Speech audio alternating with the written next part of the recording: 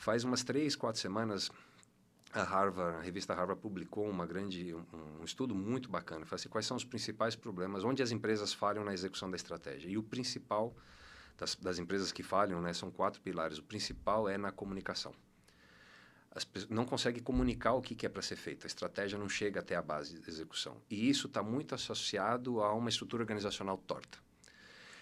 Que é onde entra a questão de metas cruzadas, etc. e tal, né? As empresas, elas acabam fazendo planejamentos por silos organizacionais. Então, você tem uma área fazendo um negócio, não necessariamente isso está trazendo o mesmo resultado que a outra área deveria fazer. Por exemplo, anos atrás eu fui fazer um projeto numa fábrica, numa empresa de bebidas. Não posso falar o nome, mas era uma empresa italiana, com sede no Brasil. E eles tinham, o novo general manager que estava lá, ele tinha um objetivo estratégico que era reposicionar a marca. Né? E falei, pô, mas bacana. Por quê? Porque eles tinham bebidas de, teoricamente, mais baixo nível, né? Em precificação baixa. Eles queriam reposicionar para colocar bebidas mais nobres, etc. e tal. Eles tinham feito um go-to-market maravilhoso. Eles tinham um portfólio muito bom de bebidas top, patrocinaram baladas, festas, DJs, etc. e tal, parará, parará. Eu falei, pô, legal, vocês executaram tudo isso, executamos. E onde falhou? Não tinha produto para vender. Opa! Falei, como assim não tinha produto para vender? E aí eu fui descobrir, a estrutura organizacional estava torta. Por quê? A parte industrial não se reportava ao general manager no Brasil, se reportava à pessoa de produção fora. E a meta dele não era o reposicionamento da marca. A meta dele era a produtividade fabril.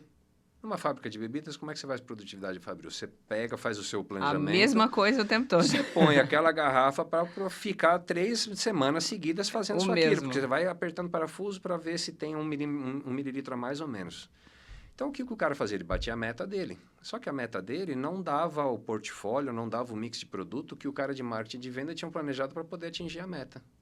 Então, se fosse cada um trabalhou no seu. Comunicação completamente errada. Comunicação completamente errada. Incentivos completamente errados para cada um. Uhum. Cheguei e falei assim, meu industrial tinha que ter a meta de venda. Falei, como assim o industrial vai ter a meta de venda? Ué. O seu RH também tem que ter a meta de venda. Todo mundo tem que ter a meta de venda. A empresa vende. Todo mundo tem que ter a mesma meta. Mas como é que o RH vai fazer para vender? Trazendo as melhores pessoas e preparando elas para vender. Como é que o industrial vai vender? Trazendo o portfólio que precisa para bater a meta. E como é que o cara comercial vai vender? Não atrapalhando. Não deixa ele atrapalhar. deixa todo mundo vender e ele não atrapalha. Ele tira pedido, que é o que a gente quer que aconteça. Então, essas são as entraves que acontecem dentro da organização. Quando você não tem a comunicação clara e a sua estrutura organizacional não está alinhada com o que você precisa atingir de resultado, não vai funcionar. E tem mais um ponto, né? As empresas acham que a estrutura organizacional é um bicho fixo, né? O organograma não mexe nunca. Não. A estrutura organizacional tem que acompanhar a estratégia. Se a sua estratégia precisa de alguma alteração, o organograma tem que mudar. O funcionograma da empresa tem que mudar, ele tem que estar desenhado para atingir aquilo lá. Pô, eu preciso inovar. Tá bom, não adianta você inovar numa estrutura padrão. Você precisa criar células, coisas diferentes para poder ter pessoas específicas para fazer aquilo. Correto. Se reportando a outra coisa, inclusive. Pô, mas o cara vai ter um trabalho diferente. Vai ter um trabalho diferente. Mas ele não está preparado. Vamos preparar o cara. Vamos fazer isso, porque senão não funciona. Não vai funcionar. Correto. E tu traz elementos, obviamente, de liderança, de comunicação. E isso tudo eu vejo um pano de fundo, assim, chamado cultura organizacional nesse bolo todo, né? Uhum. Como é que tu vê, assim, esse alinhamento entre o que o planejamento estratégico está desenhando ou está almejando? As metas estão desenhadas, mas e a cultura por trás? Como é que está se comportando, assim? Como é que eu alinho essas duas coisas, né? Porque parece que um é muito mais estratégico, o outro é muito mais o comportamento das pessoas. Uhum. Mas como é que eu faço com que isso se junte? Como é que alinha a cultura com a estratégia? Peter Drucker, né? Uhum. A cultura come a estratégia no café da manhã. A cultura organizacional, ela esse exemplo é do meu pai, é muito bacana. Ele fala assim, a cultura são como placas tectônicas. Estão por baixo da superfície da Terra, muito profunda, você não vê. Só que quando elas se movimentam, terremoto. O que é o movimento dessas placas tectônicas na cultura? É sabotagem. É a sabotagem. Vamos fazer um planejamento, vamos fazer um crescimento acelerado porque a gente trouxe um fundo de investimento, porque agora a gente está com... Vamos crescer. Só que você colocou uma cultura organizacional, você líder ou empreendedor, deixou criar uma cultura complacente, paternalista, cultura de culpa, né, de apontar dedos. Nunca uma cultura como essa vai permitir um crescimento acelerado. Nunca. Não vai deixar acontecer. Então, o que você tem que fazer? A cultura você tem que mudar, você tem que desenhar ela. E ela não é colaborativa. A cultura não é um negócio democrático. 99% das consultorias de RH, que eu vou ser polêmico, tá? Eita. 99% das consultorias de RH, isso é verdade. Elas entram, como é que elas fazem para entender a cultura da empresa? Elas entram lá com um monte de questionário, vai lá e mapeia a cultura da empresa, etc. E todo mundo responde perguntas, fala, tá bom, essa é a sua cultura. Tá, e o que você faz com isso agora? Nada. Sua cultura tem que conversar com a sua estratégia. Mapear a cultura não vai realmente servir de muita coisa. O que você tem que fazer é perguntar para os líderes, principalmente o fundador, assim, seja honesto, como é que é a sua cultura? Ah, minha cultura é, né, assim pra caramba, aqui todo mundo é aguerrido, leal pra caramba, trabalha até tarde da noite. Tá. Lealdade, então, é isso que você está falando. A cultura de lealdade. Não é a cultura de resultado, não é a cultura de produtividade, é a cultura de lealdade, é isso? A cultura de lealdade não te leva para o crescimento.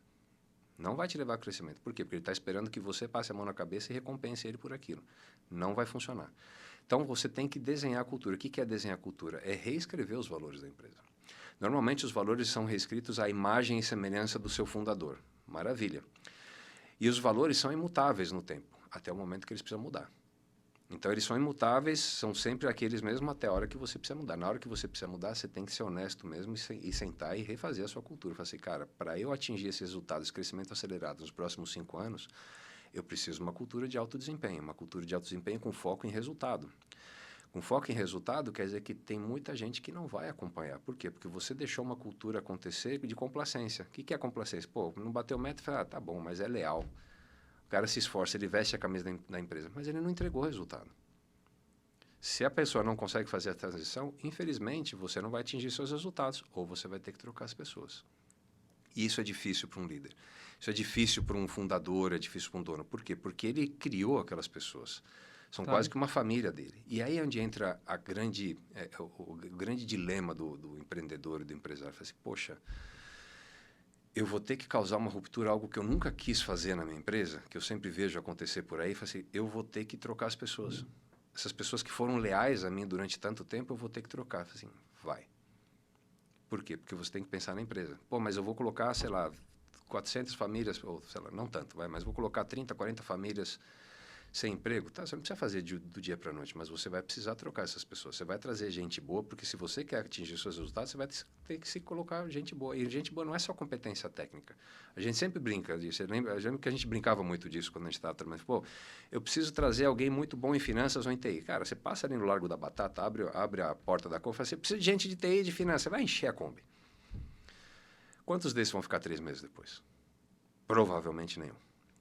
Por quê? Porque não tem a cultura necessária, não são aderentes à cultura. Então, com a cultura, você tem que ser implacável. Você desenha a cultura, escreve quais são os valores, abre nos comportamentos aceitáveis, deixa muito claro os não aceitáveis, o que não pode fazer, porque isso é inegociável também. inegociável. Isso é quase que código de ética, não é, sim ou não, é binário, né? Por isso que ética não pode entrar nos seus valores, né? Porque quando você vai avaliar a pessoa se é ética, não, de 1 a 4 você é 3. Pô, quer dizer que eu não sou ético? Não pode não ser ético. Isso é então, condição sine qua non. Exato, se é ou não é. Então, você tem que tirar essas pessoas. Então, você precisa colocar isso. E se você não coloca uma cultura de alto desempenho, focada em resultado, o que é focado em resultado? E aqui eu vou te dar exemplos de outras empresas que eu já passei. Acho que eu posso citar. A Conta Azul, uma excelente empresa ali, eles ficam em Joinville, não sei se você conhece. É uma empresa de software, de tecnologia. Eles têm um produto maravilhoso, tá? Os caras são muito bons mesmo. E o Vinícius, né? A primeira vez que a gente estava implantou o modelo de gestão, que tem toda essa parte de amarração da cultura com o resultado, para você gerar o desempenho da empresa. A gente foi lá, estava fazendo processo de avaliação de toda a empresa, todo mundo fazendo avaliação de adesão à cultura, e a gente começou a perceber que os líderes dele não estavam entendendo o que é cultura de foco em resultado. Por quê? Porque a empresa não estava dando resultado e todo mundo estava com nota alta em resultado. A dicotomia. Ele sentou e falou assim, vocês não entenderam, eu quero colocar uma cultura de alto resultado. O resultado não está vindo. Como é que vocês estão avaliando as pessoas dizendo que elas têm cultura de alto resultado? Não acontece, não. Pode parar, não importa quem seja aqui, ninguém vai ter nota de 1 a 4, tá? Ninguém vai ter nota 3 ou 4 aqui, é todo mundo nota 2. Assim, é de fora a fora. Então, esse é um recado corporativo para dizer como é que você implanta uma cultura. Ninguém está aderente a essa cultura, porque se a empresa não está dando resultado, como é que você pode dizer que você está com uma cultura de alto desempenho? Correto. Então, essas são as entrelaces da cultura, né? Se você não tem uma cultura para aquilo que você quer atingir, você não vai atingir. Você precisa realmente mudar a cultura e você precisa medir, tá? Você precisa ser capaz de medir a aderência das pessoas à cultura. Por isso que é tão importante ter a avaliação muito bem feita. A interpretação tem que ser única, não adianta você cada um ir para a sua sala fazer a avaliação dos seus colaboradores e depois ir para a famosa mesa de calibragem. Uhum. Essa é a coisa mais improdutiva do mundo. Ninguém vai lá para calibrar, todo mundo vai lá para defender sua equipe. Ninguém está pensando na cultura da empresa, nos colaboradores. E a gente participou disso juntos. Às vezes você fala, a primeira hora da reunião é um caos, é caótico. Ninguém fala, pelo amor de Deus, não quero, eu vou levantar e vou embora, vocês não sabem o que vocês estão falando. Por quê? Porque cada um está interpretando uma coisa. Sim. Até uniformizar, né, o entendimento sobre até a própria cultura leva tempo também. Leva, e até todo mundo entender o que é que está sendo avaliado, o que é resultado, o que é esse comportamento, etc. O que é o comportamento. Na hora que a gente chega no alinhamento do que é o comportamento, aí todo mundo está interpretando a mesma coisa. Quando você interpreta do mesmo jeito, você não tem mais subjetividade.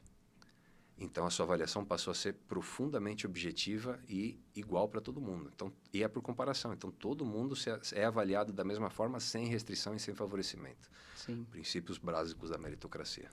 E eu vejo que a cultura não tem certo e errado, realmente, né? Tem o que faz sentido para aquela organização, para a entrega do plano estratégico que ela quer atingir no longo prazo, né? Só que, realmente, a gente vê que manter pessoas que não estão aderentes à cultura, e às vezes a cultura muda, e tá tudo bem mudar. Uhum. E quando mudar e você mantém aquelas pessoas com a antiga cultura, no fim todo mundo está sofrendo. Todos. A pessoa que está lá lutando contra aquela cultura e a empresa em manter aquela pessoa também sofre no final do dia. Então, eu acho que é um processo doído passar por uma mudança de cultura para alguns colaboradores que são apegados àquela cultura, né? Uhum. E é um processo, sim, de resistência. Tem que se manter nesse plano, né? Porque parece que, às vezes, até vai dar errado, né? Uhum. Mas, assim, não, vamos voltar. Não. É um processo realmente de persistência, de mudança de cultura. Porque, realmente, mudar dói, né? O ser humano é assim, né? A gente tende... quer conforto. A gente quer conforto, né? A nossa tendência é sempre essa. Mas uma mudança de cultura realmente é mudar o comportamento das pessoas ou trazer pessoas com mais aderência àquele comportamento que você prioriza, que você acredita que vai te levar no longo prazo, né?